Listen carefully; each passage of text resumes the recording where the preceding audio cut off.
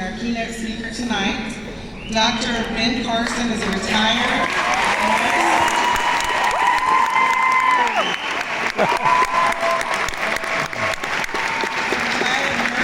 and politician who served as the 17th United States Secretary of Housing and Urban Development from 2017 to 2021. He was also a candidate for President of the United States in the 2016 Republican primaries. Please help me welcome Dr. Ben Carson.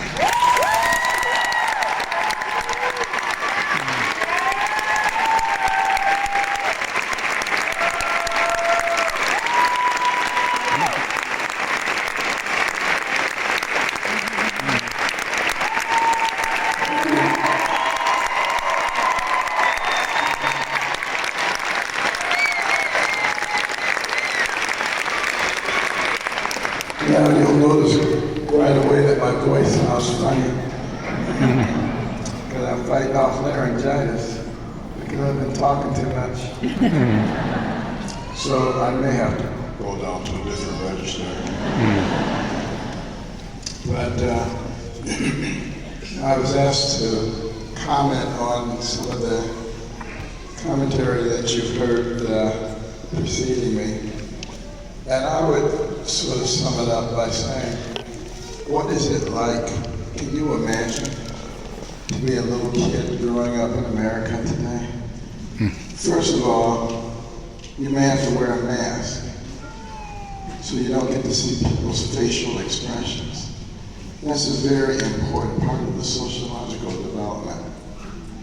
And then, you're told you may be carrying some horrible disease. And even though you don't feel bad, you may pass it to your grandmother and she may die.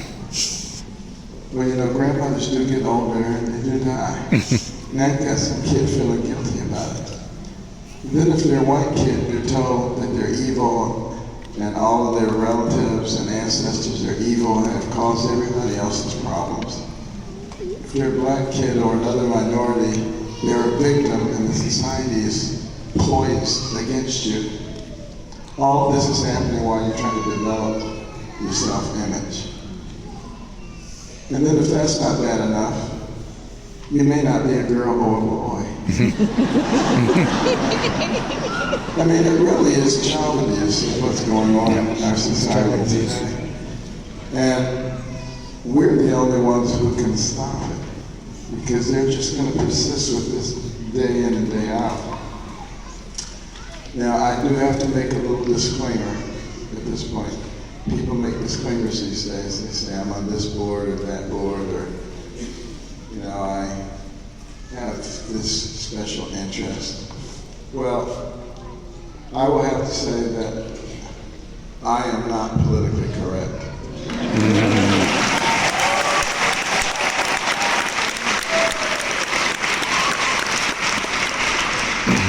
And I have a deep and abiding faith in God. So, you know,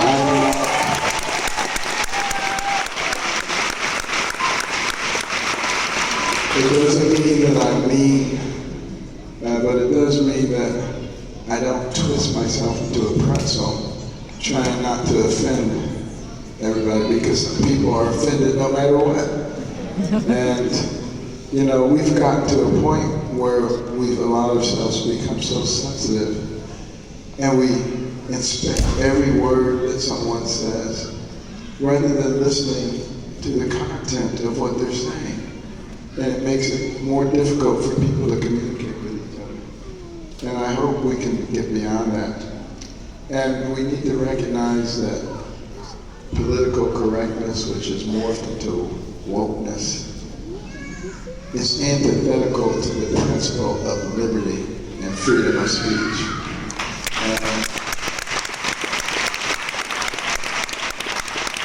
Some people say we have complete freedom of speech in this country because the government has not imposed a limit. But if social media and big tech can shut you down, can cancel you, and the government is complicit, it is exactly the same as if the government was doing it. Yep. And it's something that we have to fight, because once you start losing one of your freedoms, the rest of them come down too. And that's such an important part, those freedoms of the American dream. Have you noticed that America is the only country with a dream?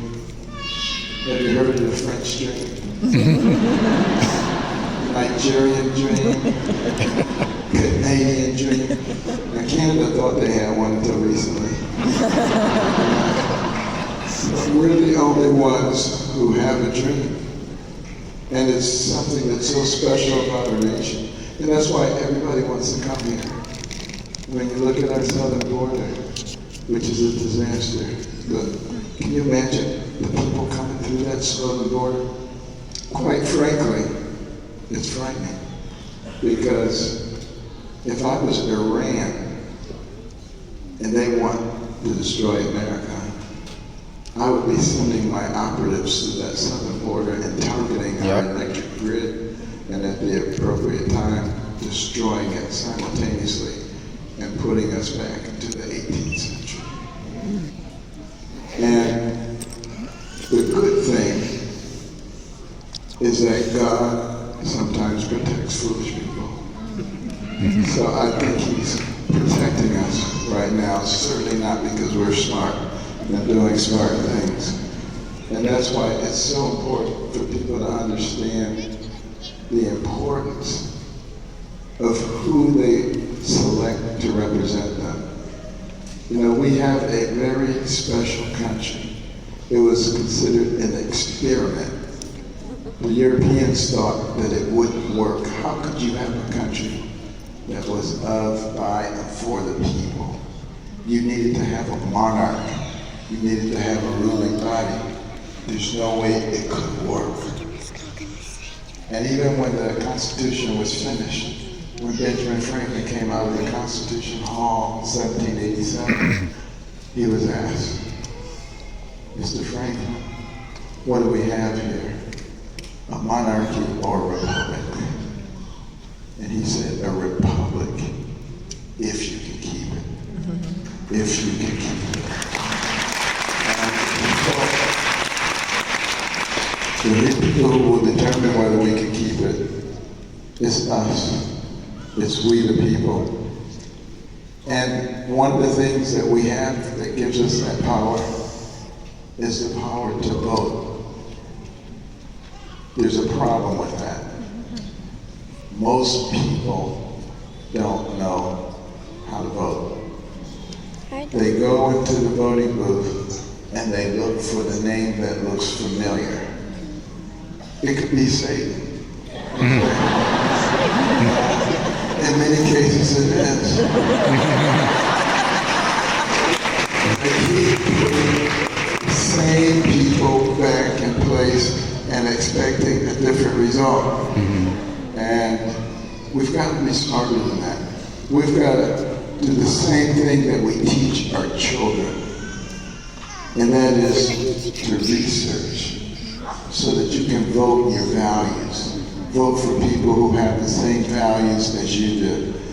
And if we do that, I think you'll see a change that occurs fairly rapidly in our country. But you know, my American dream as a youngster was to be a doctor. I just love medicine. I loved anything that had to do with medicine. You know, Ben Casey, radio programs about medicine. I even like going to the doctor's office. I would gladly get a shot, even a COVID shot, just so I could smell the alcohol swab.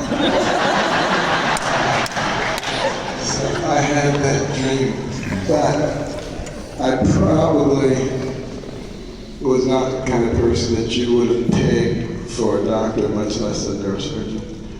I was a terrible, terrible student. And the other students loved having me in the classroom because they never had to worry about getting the lowest mark as long as I was there. It was terrible. But, you know, I was in the school system. We lived just across the tracks. There was a black school system and a white school system. We lived just across the track on the white school system, so I went to the white school. And nobody in those days expected a black kid to do well. So this was just the way it was supposed to be. But my mother was different. She was probably the wisest person I've ever met. She had less than a third grade education, came from a huge poverty-stricken rural family in Tennessee, got married at age 13, trying to escape that environment, moved to Detroit with my father. Years later discovered that he was a bigamist. That, of course, led to a divorce, and there she was trying to raise two young boys on her own with less than a third grade education. But she was a very interesting person. She didn't want to be on welfare, so she would get up and go to work at 5 in the morning, get back at midnight, going from job to job to job, cleaning other people's houses. She worked as a domestic, but that was really just her cover. She was really a spy. Because she wanted to know, why do these people do so well? Why do they live in these beautiful homes? And she finally concluded it was because they didn't watch a lot of TV and they read a lot of books. So she came home and imposed that on us. We were not happy campers. In today's world, we probably would have called social services on her. They would have taken her away in handcuffs, but we had to comply. And I didn't like reading. But I'll tell you, after a while, I actually began to enjoy it. I enjoyed animals in particular, and then plants, and then rocks, because we lived near the railroad tracks. And what is there along the railroad track? Lots of rocks. I would collect boxes of rocks, bring them home, get out my geology books. Still in the 5th grade, still the dummy. But pretty soon I can tell you where any rock came from and how it was formed. And one day the science teacher, Mr. Jake, walked in and held up a big black shiny rock and said, "Can anybody tell me what this is?" Well, I never raised my hand. I never answered any questions. So I waited for one of the smart kids to raise their hand. And no one did. So I waited for one of the dumb kids to raise their hand. And no one did. I said, "This is my big chance." With my hand, everybody turned around. They couldn't believe all this geological information spewing forth from the mouth of the dummy. And I said, "Mr. Jake, that's obsidian." He said, "That's right." And I said, "Obsidian is formed after volcanic eruption, and the lava flows down and hits the water. There's a supercooling process. The elements coalesce, the air is forced out. So we're all staring. But you know, I was the most amazed person in the room, because it dawned on me at that moment that I was no dummy. And that the reason that I knew those answers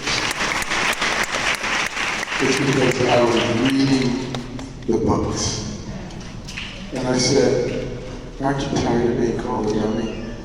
I said, "What if you read books about all your subjects?" Can you imagine what the impact would be? And from that point on, my nickname went from dummy to bookworm. Because if I had 5 minutes, I was reading a book. I was always reading. Within the space of a year and a half, I went from the bottom of the class to the top of the class. Much to the consternation of all the students who used to laugh and call me dummy, who were now coming to me saying, "Benny, how do you work this problem?" And I would say, "Sit at my feet, youngster, while I instruct you."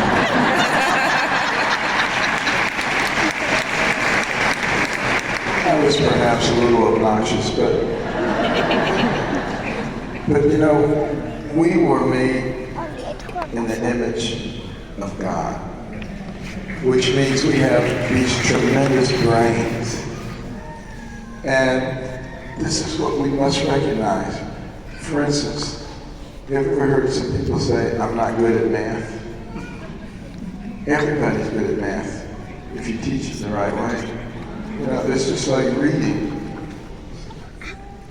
What could you read if you only knew 21 of the 26 letters? let's say you didn't know A, E, O, S, and T. You would say, I'm not good at reading.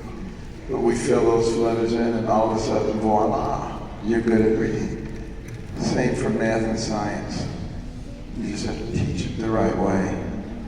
And I'm very glad to see alternatives, because we find in a lot of our public schools more emphasis on teaching critical race theory than we have on teaching critical math theory. And all the things that a person actually needs to know. And it's getting rather sad. You know, I've seen some of the materials, like for the kindergartners and some of the pre-K. They have this book, some of you may have seen it, about these worms. And the worms can become female or male. You know, they can be either one. These transgender worms. And of course, that's to prepare the kids for something else. And then some of the books that they have for the older kids, you know, 3rd, 4th, and 5th grade, have frank pornography in them. Frank pornography. And this is why it's so important for parents to be involved with the schools. I was so proud of what happened in Virginia in November when the parents got involved and said, we have a responsibility for what our children are taught. And as I travel around the country, and I do that a lot, and I have to be in South Carolina tomorrow morning, give a commencement address. So I have to leave here at 5 o'clock in the morning, so don't be surprised when I jet out of here after this talk. But traveling across the country, what I find is there are a lot of parents who are getting involved now with all aspects of the educational system. There's also a tremendous number of independent schools and charter schools forming, and a lot of homeschoolers who are organizing their groups together to take advantage of the teaching skills of the various parent groups. And what I've seen, because I've been on many admissions committees, is that the kids who come through the homeschooling group are much better prepared in general than the ones who are in public school.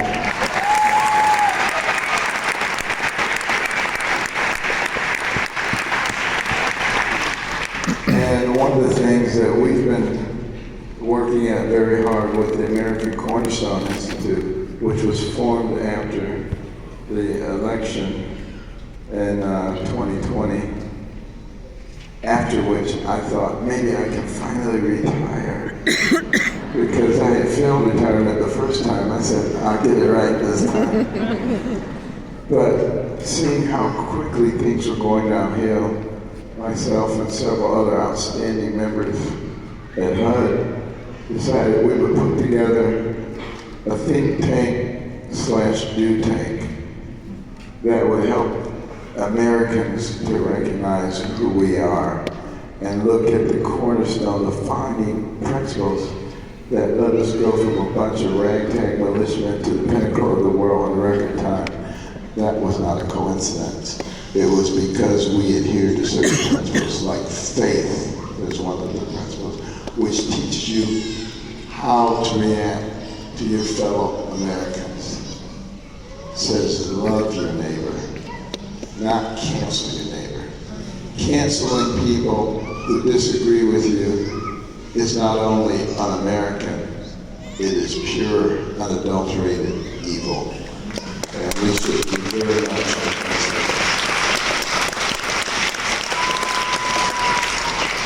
And then there's the cornerstone of liberty.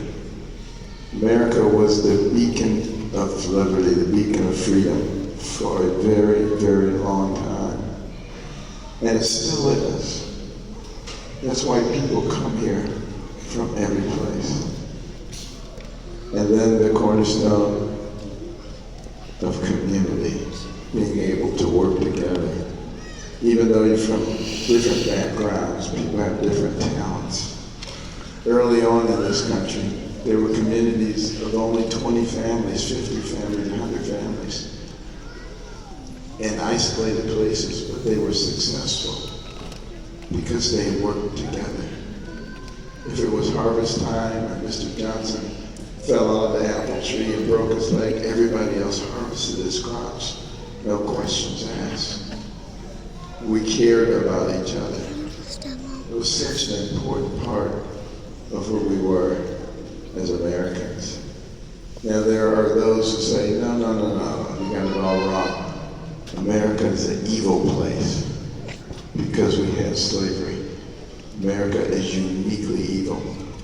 Those are people who obviously have not read history, because virtually every society since there's been written history has had to struggle with slavery. And we are not unique in having had it. And interestingly enough, there are more slaves in the world today than there have ever been in the history of the world. And with human trafficking, the number one consumer of it is the United States of America. So we don't have to go back 200 years to find a problem. There's a problem going on right now, today, right under our noses, and we need to start dealing with that. But if there is something that's unique about us in slavery, it's that we were the only country where there were so many people against it that we fought a bloody civil war to get rid of it. And that's what we need to do for children.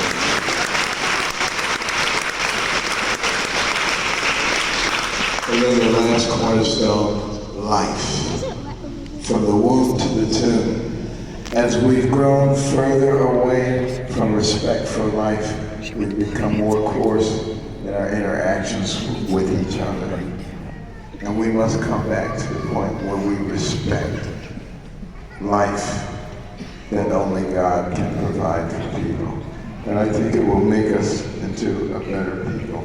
You know, you've got all kinds of people trying to analyze what our problems are in this country and why we're going downhill.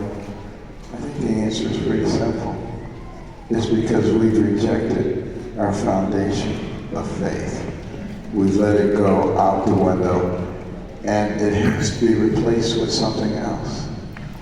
And what we replace it with cannot be anywhere near as good as the godly principles of loving your fellow man, caring about your neighbor, developing your God-given talents to the utmost so that you become valuable to the people around you, having values and principles that guide your life. And when we grasp those things again, I think it will make a huge difference. We also have the Little Patriots Program, some of you know about that. And basically trying to teach our young people those principles. And some of you were able to get a book called Why America Matters, which is our first children's book. We have another one about the flag coming out shortly. But using characters, cartoon characters. On every page, by the way, there's Liberty Eagle. Sort of like a Where's Waldo type of situation. But Liberty Eagle, you will notice, has two wings. A left wing and a right wing. Can't fly with two left wings, can't fly with two right wings. Can't soar majestically when they work together. And we have to teach our children not to hate each other, not to resent each other, but to recognize that maybe there are differences, but those differences are good things. And if we allow them to work together, we become even stronger as a nation. It's one of the reasons that we get done so well.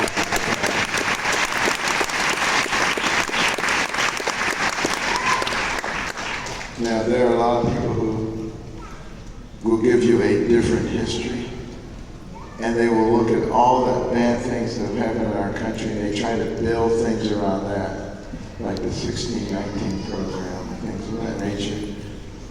But it is so important that we teach our children the correct history, which is really a very inspirational history. Our history gives us our identity, and our identity is the basis of our beliefs. And if we destroy our history, then how are we going to have a solid foundation for what we believe? And it becomes very easy for people to be swayed when that happens, with the slightest wind. And that's why when ISIS goes into a place and conquers, first thing they do, they destroy the history, they destroy the museums and the libraries and all the things, so that they now have people who are pliable and can be easily converted. And we have to be extremely careful about that. One of the things when it comes to homeschooling that is so important to recognize is that everybody learns differently. And you have to have the ability to recognize how children learn. You know, when I was a first-year medical student, I did very poorly on the first set of comprehensive exams. So poorly, in fact, that I was sent to see my counselor. He looked at my record and said, "You seem like a very intelligent young man. I bet there are a lot of things you could do outside of medicine." Tried to convince me to drop out of medical school. Said, "You're not cut out to be a doctor." I was devastated. The only thing I wanted to do was be a doctor since I was 8 years old. I finally get to medical school, and the person supposed to help me told me to drop out. And I prayed and I said, "Lord, help me to figure this out." And I started thinking, what kind of courses, if you always done very well in courses where I did a lot of reading, what kind of courses have you done not so well in courses where I listened to a lot of boring lectures? Because I didn't get anything out of boring lectures, nothing at all. And I was listening to 6 to 8 hours worth of boring lectures every day. So I made an executive decision to skip the boring lectures and to spend that time reading. The rest of the medical school was a snap after that. And years later, when I was back at my medical school as a commencement speaker,